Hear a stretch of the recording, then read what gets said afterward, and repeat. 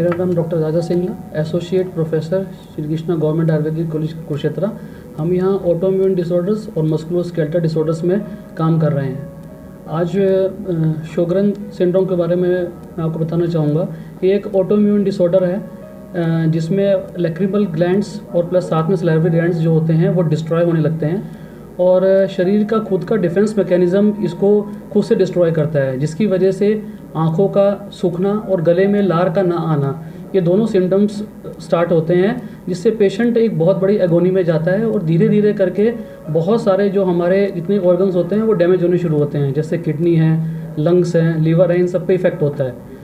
शोगरन syndrome basically एक आनुवंशिक बीमारी है और इसके साथ साथ पेशेंट को जॉइंट पेन होना, आँखों में इरिटेबिलिटी होना, खाना स्वेलो करने में दिक्कत होना क्योंकि वहाँ पे लार नहीं होती, आँखों में रेडनेस रहना हर समय पे और जॉइंट पेन, ये सारे सिम्टम दिखाई देते हैं।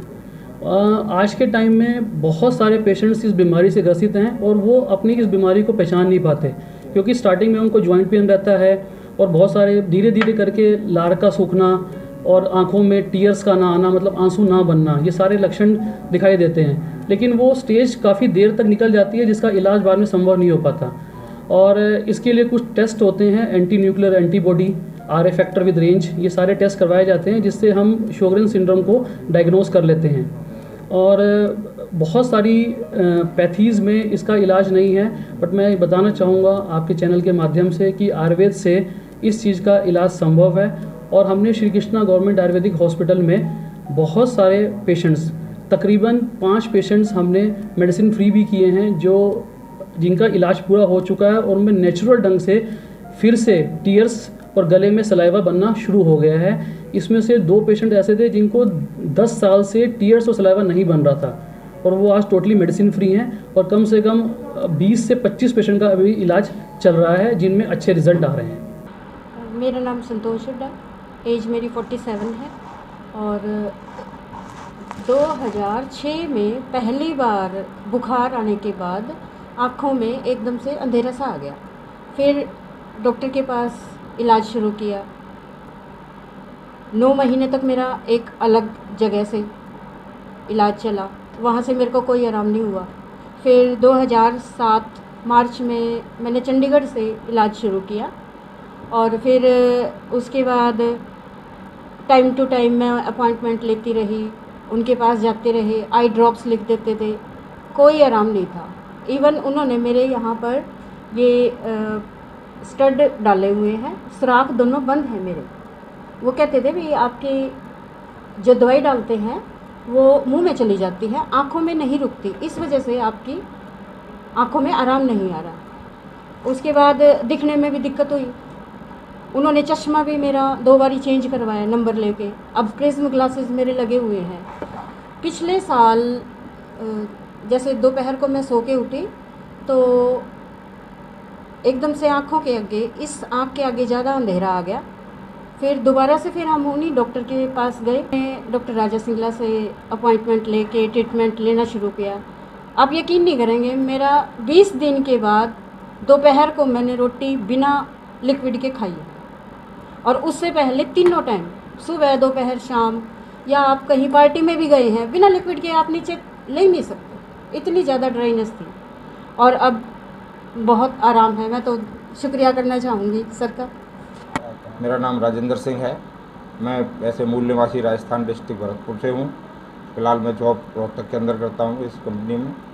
तो मेरे को ये 2019 में एक थोड़ा जॉइंट पेन वगैरह की शिकायत हुई थी, तो मैंने काफ़ी जगह दिखाया, जैसे ऑल इंडिया में एम्स में दिखाया, रोहतक PGI में दिखाया, फरीदाबाद सर्वोदय हॉस्पिटल में दिखाया, ये दिल्ली के दीनदयाल हॉस्पिटल में दिखाया। तो वहाँ किसी को भी कोई जानकारी नहीं पाई कुछ भी क्या दिक्कत है क्या नहीं है। ऐसे ही घूम फिर एक बार मैं ये सुधा रस्तोगी हॉस्पिटल है, डेंटल हॉस्पिटल फरीदाबाद, वहाँ गया। उन्होंने थोड़ा रिसर्च करके जब उन्होंने बताया कि आपको शायद जॉगरन हो सकता है, फर्स्ट टाइम मेरे को ये पता लगा मेरे को जॉगरन की बीमारी है, कोई नई बीमारी है। और बोला किसी को होती है, रेयर केस में किसी हज़ारों लाखों आदमी में किसी को ये होती है, तो इसका कोई ट्रीटमेंट नहीं है एलोपैथी में। उन्होंने साफ मना भी कर दिया था। वो भी जो भी ऑर्गन्स आपके डैमेज होंगे उन्हीं का हम आपका इलाज करते रहेंगे और ये चलता रहेगा, बाकी प्रॉपर इलाज नहीं। तो मेरे को एक बार ये फिर एक पेपर में मेरे को कटिंग मिली, डॉक्टर ये करनाल से थी एक लेडी, प्रोफेसर थी, वो उनकी वो कटिंग देख के उसमें डॉक्टर साहब का परिचय मिल गया यहाँ का। मैंने बेटी को दिखाया, मेरी बेटी भी BMS करी हुई है। उसने डॉक्टर साहब से कांटेक्ट किया, नंबर वगैरह ढूंढ के जैसे भी, और डॉक्टर साहब से कांटेक्ट हुआ आयुर्वेद में। उससे मेरा फिर 2020 से जुलाई 2020 से मेरा ट्रीटमेंट यहाँ चला हुआ है और मैं पूरी तरह से स्वस्थ हूँ। और आयुर्वेद का क्या महसूस किया था आपको, कैसे? हाँ, शुरुआत में मेरे को जॉइंट पेन शुरू हुए। पहले तो ये साइडों से जॉइंट पेन शुरू हुए, फिर धीरे धीरे जॉइंटों में आगे, पैरों में आगे, फिर कुछ बाद मुझे बाथरूम वगैरह जाने में भी, चारपाई से हिलने में भी दिक्कत होने लगी। तो टोटली मैं चारपाई पकड़ चुका था, तो मतलब एक आँख ही टूट चुकी थी, तो शायद अब जीवन चलेगा नहीं।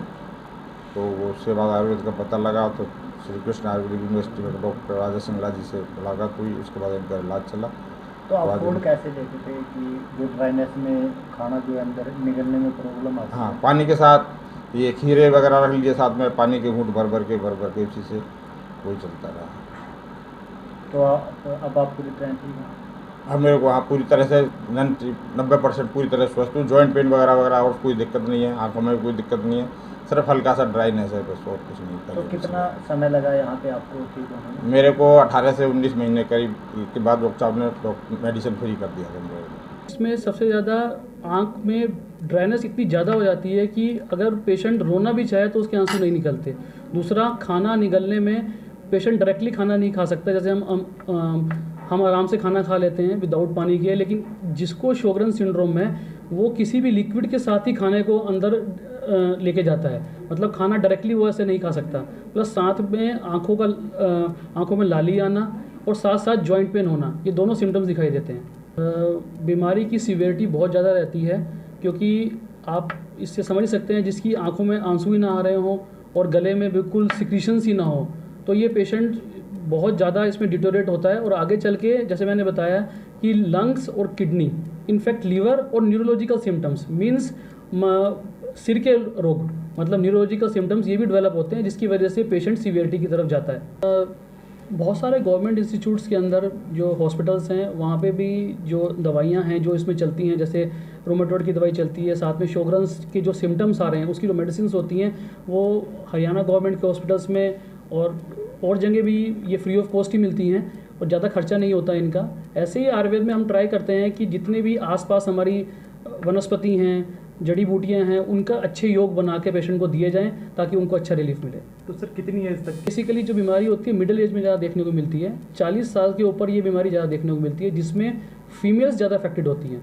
मतलब मेल, अगर फीमेल और मेल की रेशो देखें 9:1 का रेशो है, 9 फीमेल में होगा तो 1 मेल में होगा। ऐसा मेरा यही मैसेज रहेगा कि अगर आपको रोने पे भी आंसू ना आ रहे हों और साथ में खाना खाते हुए गला ड्राई हो रहा हो और आपको खाना खाते हुए उसको निगलने के लिए आपको पानी की ज़रूरत पड़ रही हो, किसी लिक्विड पदार्थ की ज़रूरत पड़ रही हो, कॉन्टीन्यूस जॉइंट पेन रह रहा हो, आँखों में इरिटेबिलिटी हो, आँखें लाल हो रही हों और थकान हो रही हो, अगर ये लक्षण आप में मिल रहे हैं तो आप आसपास अपने डॉक्टर को, रूमेटोलॉजिस्ट को संपर्क करें। और श्री कृष्णा गवर्नमेंट आयुर्वेदिक कॉलेज में भी आप यहाँ पे आ सकते हैं, तो प्रॉपर डायग्नोसिस के साथ आपका इलाज संभव है।